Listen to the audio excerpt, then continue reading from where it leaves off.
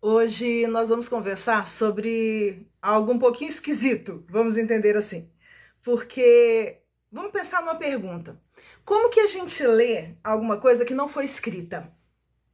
Pois é, quando a gente estava conversando antes sobre o período da chamada pré-história, nós mencionamos que uma das dificuldades que existiam na leitura desse período, ou no entendimento das coisas que aconteciam nesse período, se referia exatamente à ausência de fontes escritas, ou vamos dizer assim, de documentos, já que a escrita ainda não tinha sido inventada.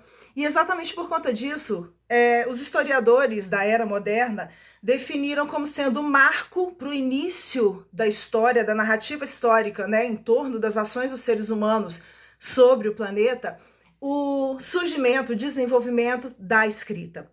Mas mencionamos também que antes desse período existia vida humana. Aliás, o período da presença humana aqui na Terra, antes da escrita, é muito maior, é muito mais longo do que o período da escrita para cá. E aí, a gente comentou também que à medida que as ciências foram se desenvolvendo, que outros conhecimentos foram sendo ampliados, começaram a entender que alguns objetos, algumas narrativas, algumas lendas, alguns trabalhos de arte começaram também a serem utilizados como fontes, como vestígios, como provas dessa existência humana.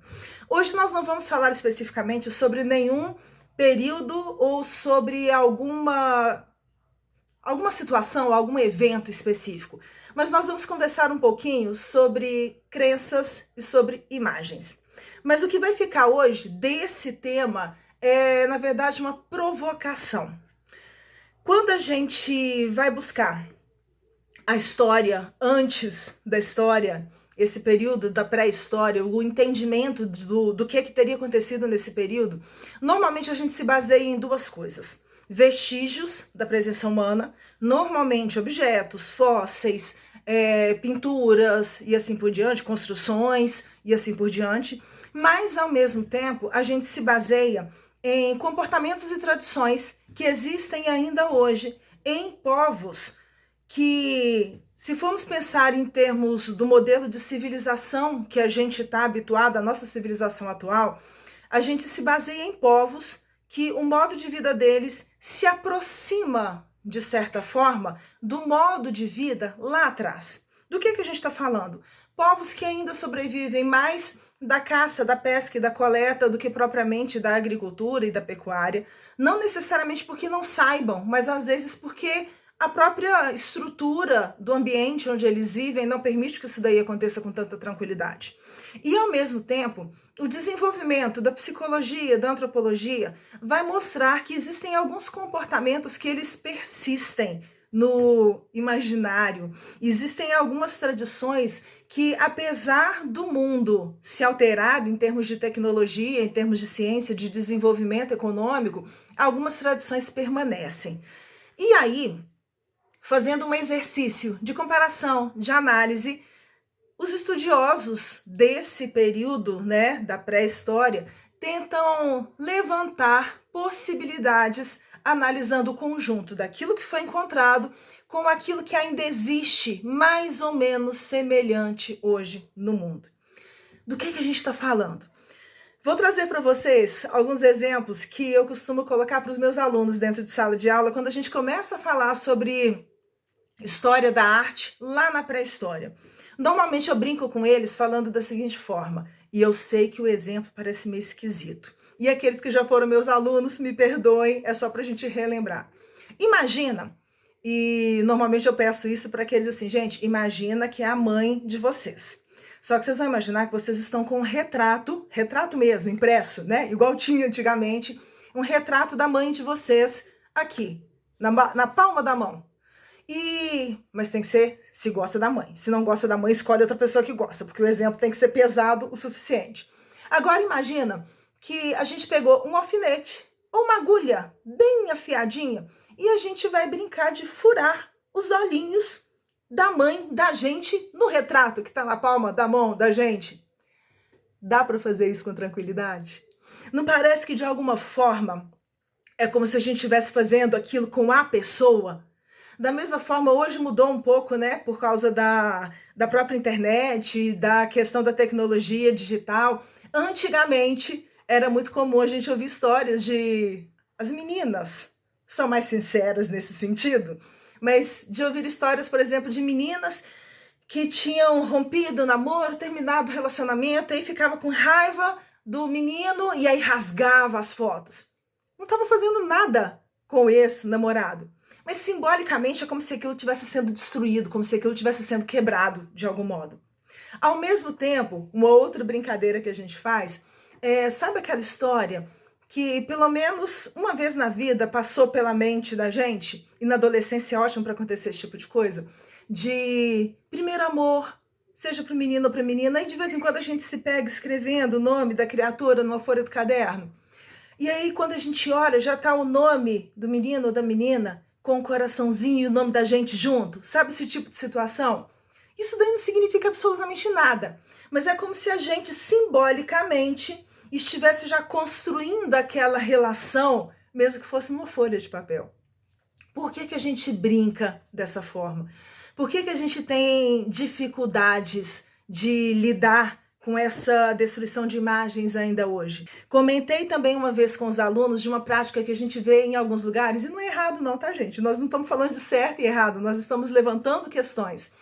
Sabe aquelas situações que aconteciam? Geralmente em cidade pequena era mais comum da gente ver isso, de ter às vezes uma avó ou uma tia ou uma bisavó muito, por exemplo, católica, e aí eu estou usando o exemplo porque é uma prática que às vezes a gente encontra, que dentro da sua casa tem, vamos dizer, né, um altarzinho com o santo, com a imagem do santo da sua predileção, ou de uma Nossa Senhora, ou da Sagrada Família, e assim por diante. Já tentaram convencer a vovó, ou a tia, ou a bisavó a mudar aquela imagem de lugar? Reforma-se a casa inteira, altera-se a estrutura da casa inteira, mas o lugarzinho do santo ou da santa tem que ser aquele. Por que que não pode mexer? É como se de alguma forma aquele lugar fosse um lugar especial para aquela criatura, ou de outra forma, né, para não brigarem muito comigo, é o lugar que seria o lugar mais apropriado para receber aquelas orações. Da mesma forma, por que que tantas pessoas têm um pânico tão grande com trabalhos, por exemplo, né? Vou usar o termo popular, com trabalhos, às vezes, de umbanda que se encontra num determinado lugar ou outro, ou de candomblé, ou de outra coisa, de outra religião qualquer. Ai, não pode encostar. E eu não tô falando que tem que destruir, não. Não é essa a questão. Mas eu tô falando de crença. E por que eu tô falando de crença? Porque nós estamos hoje no século 21, terceiro milênio depois de Cristo. Estamos aqui conversando, vocês estão me ouvindo através da internet. Eu estou gravando aqui através de uma câmera. Existe luz elétrica, estamos abrigados dentro de uma casa, estamos com toda uma condição de qualidade de vida que, por mais que possa ser considerada ainda um pouquinho precária, vamos dizer assim, para o nosso ideal, ainda é infinitamente melhor do que era a realidade da existência desses nossos antepassados, vamos exagerar um pouquinho, de 30 mil anos atrás.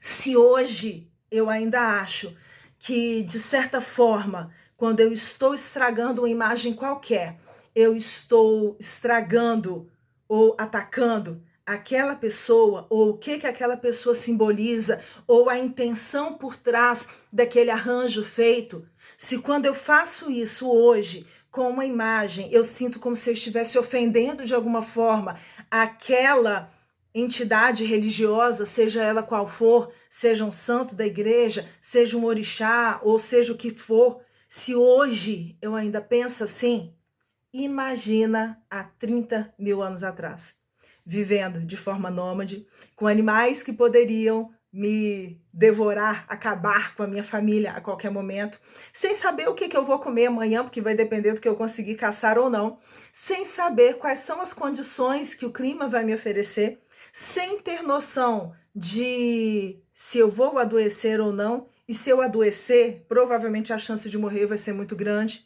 Se hoje nós ainda lidamos com a imagem dessa forma, com símbolos dessa forma, lá atrás era muito mais palpável essa realidade.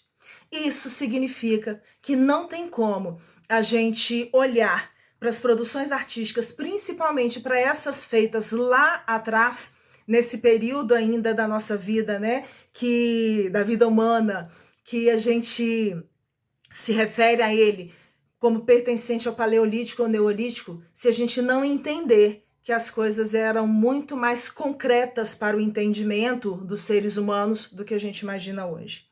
É um caminho longo para a gente conversar, mas eu acho que é uma boa ideia a gente deixar essa duvidazinha, essa questão, para a gente pensar nas coisas, talvez, de um outro modo. Hoje a gente vai ficar por aqui. Se você não é ainda inscrito no nosso canal, se inscreve aí.